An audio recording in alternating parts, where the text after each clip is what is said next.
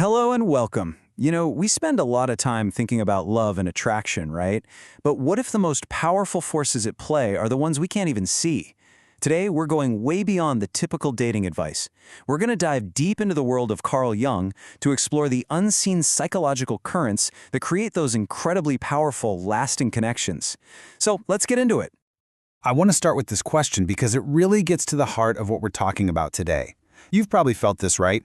There's that one person who just sticks. They get under your skin and you can't quite shake them, even if you know you should.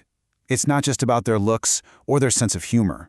It's something else, something deeper. According to the philosophy we're exploring, the answer isn't on the surface. It's hidden in the very architecture of our minds, and that is exactly what we are going to unpack. All right, so our first big idea is this. The kind of attraction that truly captivates someone isn't something you can learn from a script. It's not about mastering the perfect pickup line or playing some kind of calculated game.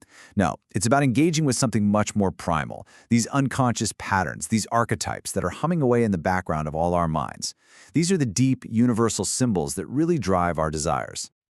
So let's break that down. Think of it as a tale of two different kinds of attraction. On one side, you have what most people do, the surface level stuff. It's all about chasing, performing for approval, trying to please and impress. And look, that can work for a little while. It might get you some attention, but it's often, it's fleeting, isn't it? It's fragile. But then, on the other side, you have what we're calling archetypal attraction. This is a whole different ballgame. This is about depth, mystery, and something called psychological projection, which we'll get to in a second. It's about a sense of wholeness. Honestly, it's the difference between a little sparkler and a bonfire. Okay, so this word, projection, is absolutely crucial to understanding all of this. What is it? Well, imagine you meet someone new, and you feel this instant magnetic pull. Jungian psychology would say you're not just seeing them for who they are, you're actually seeing a reflection of your own inner world. They become a kind of movie screen, and you unconsciously project your own hidden qualities, your hopes, your ideals, your unlived potential, right onto them. They become the canvas for your soul's deepest longings, and that is the powerful, intoxicating magic that kicks off a really intense attraction. But here's the thing about magic tricks, right? Eventually, you see how they're done. And that brings us to a huge pitfall in so many relationships, the dreaded grass is greener syndrome. This is what happens when that initial, blindingly powerful projection starts to wear off, and the gritty, unfiltered light of reality starts to creep in. This is such a critical insight, that feeling of restlessness you might get in a long-term relationship, that nagging sense that something's missing. It's often not because your partner has suddenly become boring or flawed. It's because your own projection, that movie you were playing on them, is dissolving. You start to see their real human imperfections. And the psychological trap we all fall into is blaming them for not living up to the fantasy we created, when in reality that feeling that something's missing is almost always an inner alarm bell, a call to do our own personal work and find that missing piece within ourselves. Now, this leads us to another really fascinating and kind of counterintuitive idea. We're all taught that love fails because of starvation. A lack of attention, a lack of affection, neglect. But this philosophy flips that on its head and warns us about a completely different danger. It's a powerful metaphor, the indigestion of love. This quote from the 17th century French philosopher Ninon de L'Enclos is just brilliant, and it's the absolute core of this argument. What she's saying is that love can be smothered. It can be suffocated by too much of a good thing. Too much presence, too much emotional intensity, too much oversharing, too much neediness. It basically eliminates all the oxygen, all the tension and space that desire fundamentally needs to breathe and to thrive. Let's look at this side by side because it makes it so clear.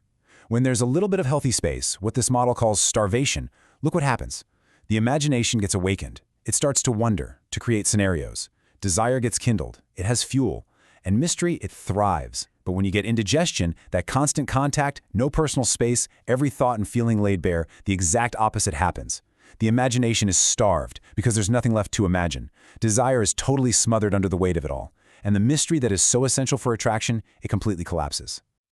Okay, so if indigestion is the enemy of lasting attraction, then what's the antidote? This is where we get into the practical side of things. It's what we can call the art of withdrawal and understanding the strategic power of absence. Now, I have to be clear. This is not about playing cruel mind games or being manipulative. It's about understanding the fundamental rhythm of human desire. So there's a kind of rhythm to it, a four-step process. First, you have to control your presence. Don't just dump your entire life story on them in the first week. Reveal enough to get that projection machine started, but hold enough back so that you remain a bit of a riddle. Second, you create value through scarcity. A touch of aloofness isn't about being a jerk, it's about signaling that you have your own full, rich life. That suggests hidden depths, which makes you an even better canvas for their imagination. Third, you hook the imagination. Give them a taste, a memorable conversation, a shared look, a compelling idea, and then you retreat. You let their mind chew on it and fill in the silence. And finally, you withdraw to let them fill that gap. You allow your absence to become a powerful active presence inside their head. And this is the incredible result. When you master that rhythm, your absence doesn't create distance or indifference. It creates longing. It becomes louder, more potent than your actual presence ever could be. The human mind, as Jung and others have pointed out, absolutely hates a vacuum. So when you strategically pull back, you're inviting their consciousness, their imagination, their desire to rush forward and fill that space with thoughts of you.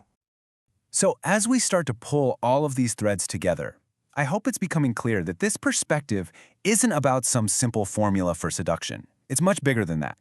It's about learning to see love and attraction as this dynamic, energetic interplay of powerful psychological forces. It's like an archetypal dance. And ultimately, like with any good dance, the secret is balance. Lasting, vibrant attraction isn't found by clinging to one extreme.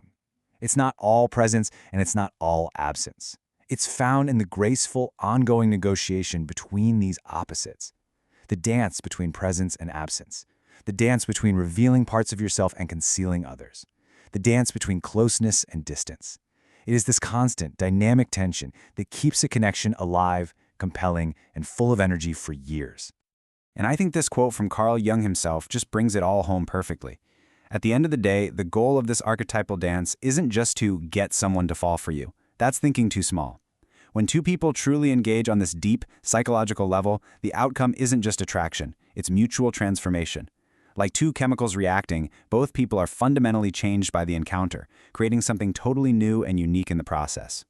So I'll leave you with this final question to think about.